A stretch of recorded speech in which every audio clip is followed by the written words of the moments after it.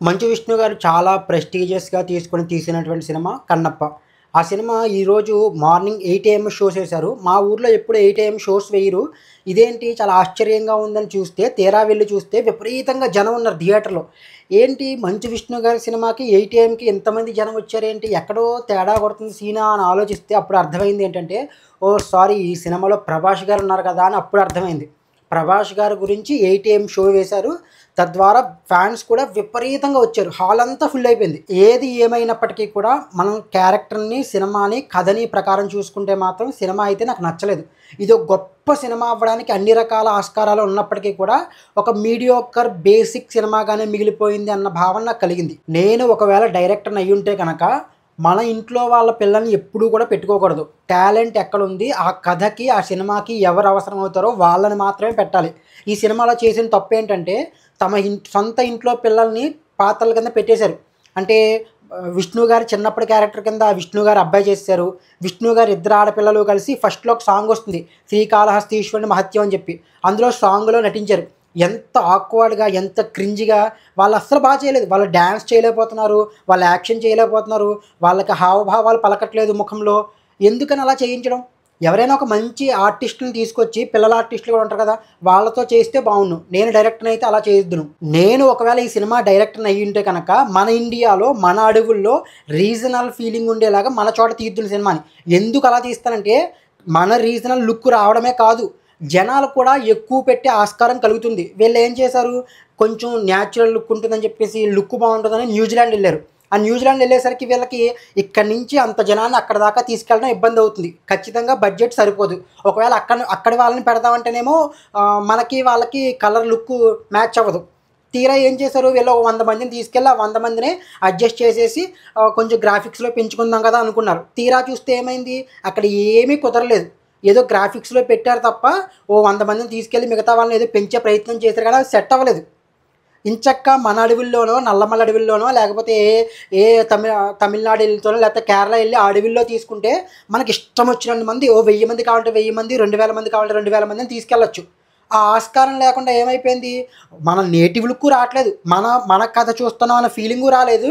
2 ఏమైంది, జనాలు తక్కువైపోయారు. గూడెం అంటారు. ఆ గూడెంలో ఎక్కడ చూసినా సరే 10 మంది, 20 మంది, మాక్సిమం 50 మంది కనిపిస్తే చాలా గొప్పగా అనిపిస్తుంది. అది చాలా పెద్ద నెగెటివ్ అనిపించింది. నేను ఈ సినిమా దర్శకుడిని అయితే కనుక నేను ప్రప్రథమంగా చేసే మొదటి విషయం ఏంటంటే ఎస్థెటిక్స్‌ని బాగా సెట్ చేసేవాడిని. ఎస్థెటిక్స్ అంటే ఏదైనా అనుకోవచ్చు. కథ ప్రకారం ఈ కథ 2వ శతాబ్దంలో జరుగుతుంది. ఒక 2వ శతాబ్దంలో జరుగుతున్నటువంటి కథని మనం తీసుకున్నామంటే దానికి ఎస్థెటిక్స్ ఎంత స్ట్రాంగ్‌గా ఉండాలి. ఈ సినిమాలు అన్నీ కూడా ఏమీ కూడా అంత ఆథెంటిక్‌గా లేవు. గెడ్డాలు ఇలా షేపులుండే గెడ్డాలు, మళ్ళీ హీరో గారికి పోనీటెయిలు, మళ్ళీ హెయిరు, వాళ్ళ కాస్ట్యూమ్స్, హీరోయిన్ కాస్ట్యూమ్స్, హీరోయిన్ పక్కన ఉన్న వాళ్ళందరూనేమో ఏదో మామూలు గూడెంలో ఉన్న వాళ్ళ కింద ఉంటారు. హీరోయిన్ మాత్రం నావెల్ కనిపించేలాగా, వాళ్ళకి కనిపించేలాగా కొంచెం సెక్సీగా ఉంటుంది. ఆయనొక్కడే కాదు, మొత్తం గూడెం వాసులు అందరూ కూడా అలాగే ఉంటారు. ఏదో డిఫరెంట్‌గా ట్రై చేయాలి, కోయి దొరల్లా ట్రై చేయాలని ట్రై చేశారు తప్ప వర్కౌట్ అవ్వలేదు. బాడీ లాంగ్వేజ్ అనేది చాలా చాలా ఇంపార్టెంట్. మనం తీస్తున్న సినిమా ఏమో ఎప్పుడో సినిమా. మనం ఇప్పుడు నటిస్తున్నట్టు నటిస్తున్నారు అందరూ కూడా. ఈవెన్ మంచు విష్ణు గారు కూడా ఆయన పరిగెత్తడం గానీ, ఫైట్ గానీ ఫాస్ట్‌గా చేయలేకపోతున్నారు. బాడీ లాంగ్వేజ్ లేదు ఎవరికీ కూడా. ఇంకా సెట్ డిజైన్‌లు అంటారా, టూ ఆర్టిఫిషియల్‌గా ఉంటాయి. కత్తులు గానీ, గదలు గానీ, లేకపోతే మన కన్నప్పగా విష్ణు గారు యూజ్ చేసినటువంటి గద గానీ, విల్లు గానీ, ఇవన్నీ కూడా టూ ఆర్టిఫిషియల్, ఇవి సెట్ ప్రాపర్టీస్ అని మనకి ఇట్టే తెలిసిపోతున్నాయి. మీకు ఇంకా కామెడీ విషయం ఏంటో చెప్పనా? పరమశివుడు క్యారెక్టర్‌గా నటిస్తున్నటువంటి అక్షయ్ కుమార్ గారి చేతిలో త్రిశూలం ఉంటుంది. త్రిశూలానికి మనకు తెలుసు ప్రతి ఒక్కళ్ళకి కూడా డమరుకం ఉంటుంది. త్రిశూలానికి మధ్యన కొంచెం పైన ఆ డమరుకాన్ని ఒక తాడుతో కట్టారు. త్రిశూలానికి ఉండే డమరుకాన్ని ఒక తెల్ల రంగు తాడుతో కట్టారు. నేను చూసి ఆశ్చర్యపోయాను. ఏంట్రా ఇంత బేసిక్ సెన్స్ కూడా లేదా అని. మనకి అప్పటి కాలంలో జరిగినట్టు మనకి సినిమా అనిపించాలంటే దానికి ముఖ్యమైనటువంటి ఇంకొక విషయం కావాల్సింది ఏంటంటే మాటలు. మాటలు కూడా చాలా భూమిక పోషిస్తాయి. 2వ శతాబ్దంలో కథ జరుగుతున్నప్పుడు మాటలు కూడా కొంచెం జాగ్రత్త వహించాల్సింది. మనం ఇప్పుడు ఎలా మాట్లాడుకుంటున్నామో, నేను ఈ రివ్యూలో ఎలా మాట్లాడుతున్నానో, సినిమాలో మాటలు కూడా అలాగే ఉన్నాయి. ట్రెండీగా ఉన్నాయి. ఇంగ్లీష్ పదాలు రాలేదు కానీ ఆబ్వియస్‌గా ట్రెండీగా ఉన్నాయి పదాలు. మనం ఇప్పుడు వాడుక భాషలో ఎలా మాట్లాడుతున్నామో అలాగున్నాయి. తద్వారా ఏంటంటే మనకు అస్సలు ఎస్థెటిక్స్ విషయంలో కంప్లీట్ ఫెయిల్ అయింది ఈ సినిమా. కొంచెం జాగ్రత్త వహించాల్సింది. నేను గానీ ఈ సినిమా డైరెక్టర్ అయ్యుంటే గనక ఫస్ట్ ఆఫ్ ఆల్ అసలు మెయిన్ క్యారెక్టర్ కన్నప్ప క్యారెక్టర్‌కి విష్ణు గారిని తీసుకోనసలు. నాకు ఇంకో ఆప్షన్ లేదు, ఆయనే ప్రొడ్యూసరు, ఆయనే హీరోగా చేస్తాడు అంటే కనుక కొంచెం ఆయనకి ట్రైనింగ్ ఇప్పించేవాడిని. కొంచెం ఆయన్ని షేప్‌లోకి తీసుకొచ్చి మరీ అంత బల్కీగా కాకుండా కొంచెం ఫిట్ చేసి కొంచెం ఒక కోయి ధరలా ఉండేలాగా చేసేవాడిని. ఆయన గెటప్ గానీ, ఇలాగ క్రాస్ షేప్ గెడ్డాలు గానీ, జుట్లు గానీ ఒక ఒక అడవి మనిషి ఎలా ఉంటాడో అలా ఉండాలి. అలాగా కొంచెం ట్రైనింగ్ ఇప్పించి ఆయన బాడీని కొంచెం స్పీడప్ చేసేవాడిని. ఆయన బాడీ చాలా స్లోగా మూవ్ అవుతుంది. ఆయన చెప్పడం గురించేమో చాలా గొప్పగా చెప్తారు. తిప్పడు ఎంత కాదు, అంత కాదని చెప్తారు. ఫైట్‌ల్లో చూస్తేనేమో ఆయన బల ఫాస్ట్‌గా మూవ్ అవ్వలేకపోతున్నాడు, ఫాస్ట్‌గా రన్ చేయలేకపోతున్నారు, ఫాస్ట్‌గా గుర్రాన్ని స్వారీ చేయలేకపోతున్నారు. అన్నీ కూడా చాలా స్లోగా ఉంటున్నాయి.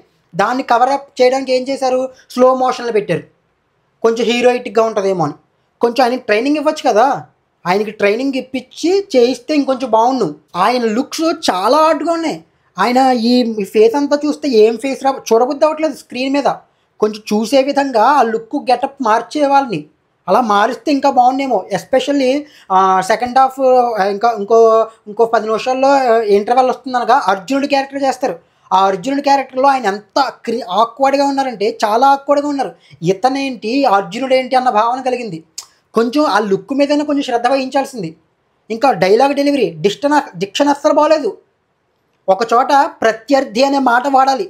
నువ్వు నాకు ప్రత్యర్థి ఏంటి అని శివుడిని, మోహన్ లాల్ క్యారెక్టర్ గారిని అక్కడ అంటారు. ఆ ప్రత్యర్థి మాట పలకలేక ప్రత్యర్థి ది వచ్చింది. రా పలకలేదు ఆయనకి.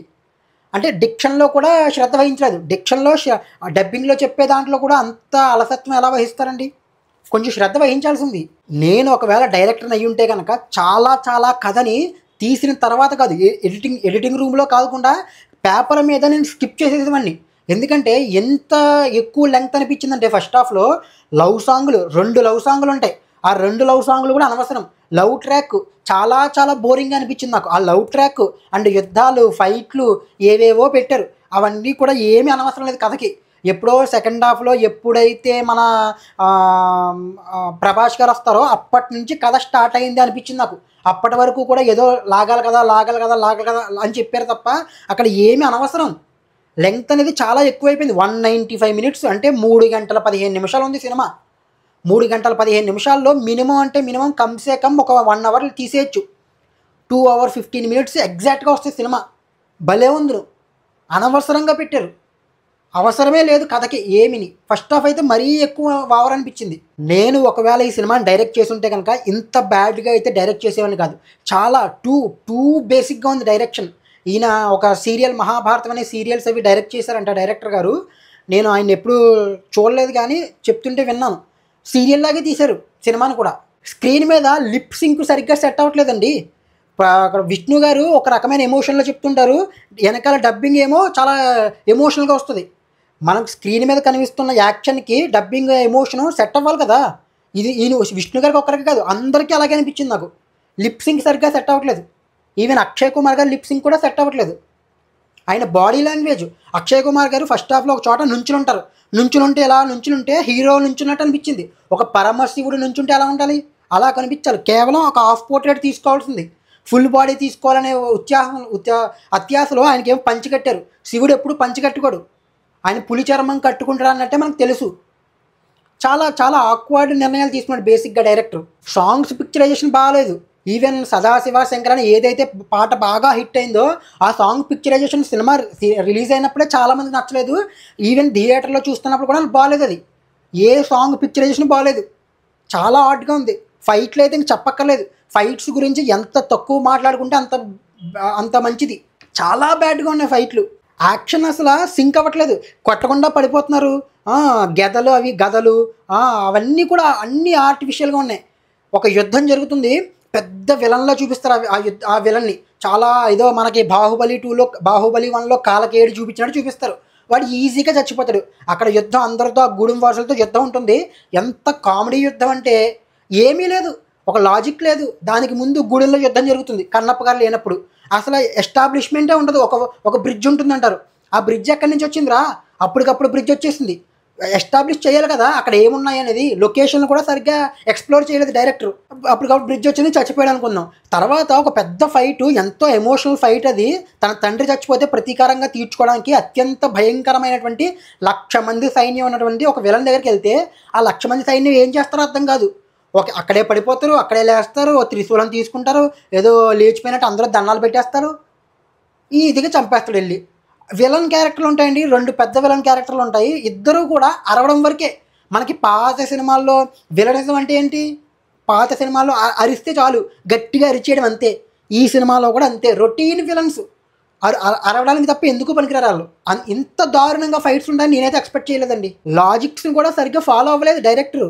ఇప్పుడు చుట్టూ మనల్ని కొన్ని వేల మంది చుట్టుముట్టారు, మనం ఎలా తప్పించుకుంటాం? దానికి ఏదో ఒక లాజికల్ కన్క్లూషన్ ఉండాలి కదా. తప్పించేసుకుంటారు అంతే, మనం ఊహించేసుకోవాలి తప్పించేసుకున్నారని. ఎలా వెళ్ళిపోతారో కూడా తెలీదు. ఒక లాజికల్ కన్క్లూషను, లాజికల్ ఎస్టాబ్లిష్మెంట్ ఉండాలి కదా డైరెక్టరు. నేను కానీ సినిమా డైరెక్టర్ అయ్యి ఉంటే కనుక సినిమా అంతా కూడా చాలా కుంచిత తత్వంగా అక్కడక్కడే జరుగుతుందనే భావన కలగకుండా తీసేవాడిని. ఏమవుతుందంటే సినిమా చూస్తే మ్యాక్సిమం 80% సినిమా అంతా కూడా 3 లొకేషన్లో జరుగుతుంది. గూడాలు, శివుడు ఉండే ఆ ఆత్మలింగం ఉండే ఆ వాయులింగం ఉండే ప్లేసు, అండ్ కన్నప్ప ఉండే గుడిసె, అతను బయటికి వెళ్ళిపోతారు. ఈ 3 చోట్లే సినిమా అంతా 80% జరిగిపోతుంది.